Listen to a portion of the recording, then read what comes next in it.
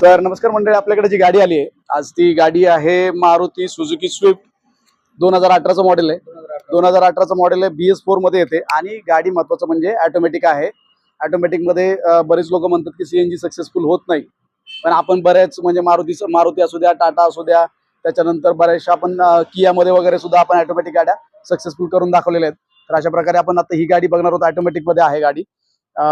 सरांनी गाडी चालवली आहे. एक साधारण आम्ही 10-15 किलोमीटर गाडी चालवली आहे. त्याच्यामध्ये सरांचा परफॉर्मन्सचा काय एक्सपिरियन्स आहे तो पण बघू. गाडीची फिटिंग क्वालिटी पण दाखवणार आहे, त्याच्यामुळे व्हिडिओ शेवटपर्यंत बघा की फिटिंग क्वालिटी कशी आहे. म्हणजे मारुतीमध्ये वगैरे आपण म्हणतो की गाड्यांमध्ये जे प्रॉब्लेम्स येतात ते बऱ्याच वेळा फिटिंग क्वालिटीमुळे येतात.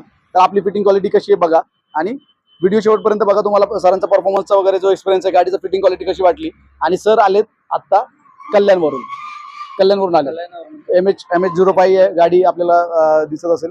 तर गाडी कल्याणवरून आली आहे. आता मला सांगा, गाडी तुम्ही चालवली, गाडी कशी वाटली, म्हणजे चालवल्यानंतर परफॉर्मन्स कसा वाटला? गाडीचा परफॉर्मन्स एक नंबर होता. मला असं वाटलं पण नाही की गाडी पेट्रोल आहे CNG. मी तरी 4-5 वेळा तुम्हाला विचारला की गाडी पेट्रोल आहे CNG, आणि कुठल्याही प्रकारचा व्हायब्रेशन नाही. AC चालू केल्याच्या नंतर पण पूर्ण व्हायब्रेशन काहीच नव्हता. जशी पेट्रोल चालते तशीच गाडी चालत होती. नंतर आम्ही मॅन्युअल मध्ये पण ट्राय केले नाही, ऑटोमॅटिक पण ट्राय केली. कुठल्याही प्रकारचा घेर वगैरे मध्ये कुठलाच लॅग वगैरे जाणवला नाही आणि चांगल्या प्रकारे गाडी चालली. आणि मी युट्यूबला वगैरे तुमची रिव्ह्यू बघितलेले भरपूर जणांचे की तुमच्याकडून चांगले, म्हणून मी कल्याणवरून खास इकडे आलो. माझे मित्र बोलत होते आपल्याकडे एवढ्या CNGचे तिकडे कर. मी म्हटलं नाही, मला चांगला रिव्ह्यू पाहिजे, गाडी चांगली चालायला पाहिजे आणि कुठल्याही इंजिन मध्ये प्रॉब्लेम नको यायला. त्यामुळे मी एवढं लांबून इकडे आलो आणि येऊन थांबले आणि एकदम फ्रेंडली आहे. तुम्ही नक्की या यांच्याकडे, कारण एक आम्ही मित्रच झालोय. कारण मी 1.5 दिवस यांच्याकडे होतो आणि 1.5 दिवसात गाडी पूर्ण ओके करून दिलेली. मला 1.5 दिवस बोलले होते आणि 1.5 दिवसामध्ये पूर्ण ती कंप्लीट गाडी झालेली आहे त्या प्रकारे. आणि मला एक सांगा की तुम्ही ऐकलं होतं, म्हणजे नाही का, तुम्ही ऐकलं होतं की गाडी ऑटोमॅटिक गाडी सक्सेसफुल होत नाही वगैरे, मग ते ऐकलं होतं झटके मारते वगैरे किंवा पिकअप येत नाही AC मध्ये पण सगळं आपण AC मध्ये ट्रायल घेतली. कसं वाटलं? आपण फुल AC मध्ये ट्रायल घेतली आणि फुल AC चांगल्या टेम्परेचरवरती हे केली होती आणि पूर्ण कूलिंग पण वाटत होती आतमध्ये. एवढ्या लोडला आम्ही AC वरती पण चेक केली. कुठल्याही प्रकारचा आम्हाला त्यामध्ये काही डाऊट वाटला नाही. परत चढणीवरती पण मला वाटलं की गाडी रिव्हर्सला येते की काय, एवढा मोठा बाटला लावल्याच्या नंतर, आणि कुठल्या गाडी सस्पेन्शन मध्ये काय प्रॉब्लेम येईल का. पण त्यामध्ये बघितला गॅप पण एवढा नाहीये, नॉर्मली दाबल्यासारखी वाटत पण नाही. आणि चांगल्या प्रकारे फिटिंग पण बघितली तर चांगली क्वालिटी दिलेली आहे द्यावी. जशी कंपनी फिटिंग आहे त्या प्रकारेच कंपनी हे दिलेली आहे द्यावी. आणि पाठीमागे भरपूर स्पेस राहतो. आपल्याला वाटतं की CNGचा बाटला लावल्याच्या नंतर स्पेस राहत नाही, पण त्यामध्ये स्पेस चांगल्या प्रकारे राहिलेला आहे.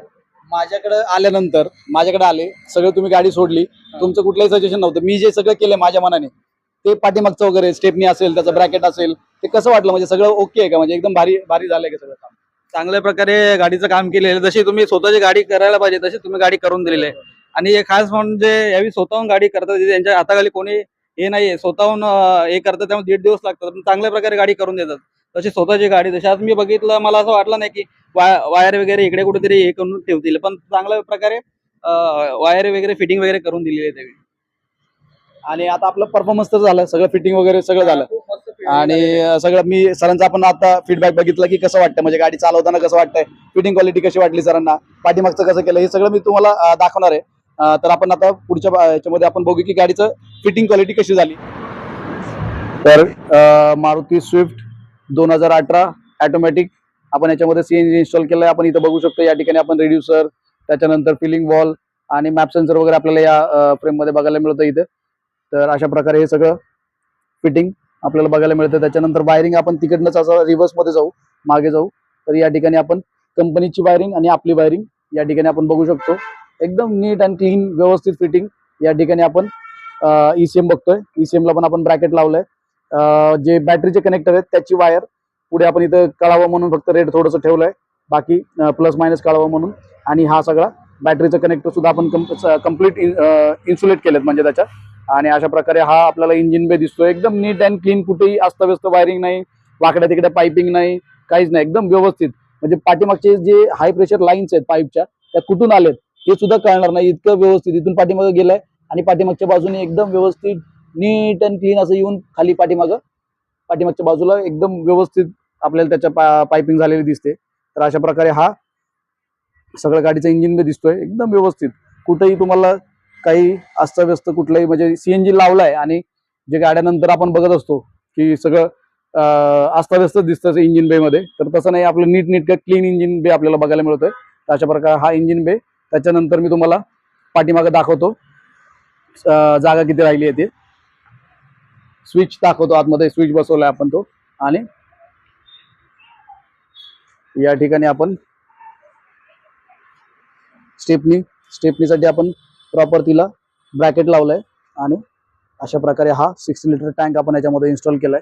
व्यवस्थित परफेक्ट आपल्याला याच्यामध्ये टँक वगैरे जे बसून जागा राहते ती भरपूर. म्हणजे या ठिकाणी इकडे सगळी आतमध्ये जागा आहे, इकडच्या बाजूला आहे, टँकच्या वरती आहे, या ठिकाणी टँकच्या वरती या ठिकाणी आहे, पार्सल ट्रेच्या वरती आहे, भरपूर जागा आहे. म्हणजे गाडीमध्ये सामान ठेवायचं असेल तर काही खूप मोठा प्रॉब्लेम येत नाही स्विफ्टमध्ये. अशा प्रकारे आपण हा व्हिडिओ इथं थांबवतोय. व्हिडिओ आवडला असेल, तुमच्यासाठी काही फायद्याचा ठरला असेल तर व्हिडिओला नक्की लाईक करा, शेअर करा आणि सबस्क्राईब करायला विसरू नका. धन्यवाद.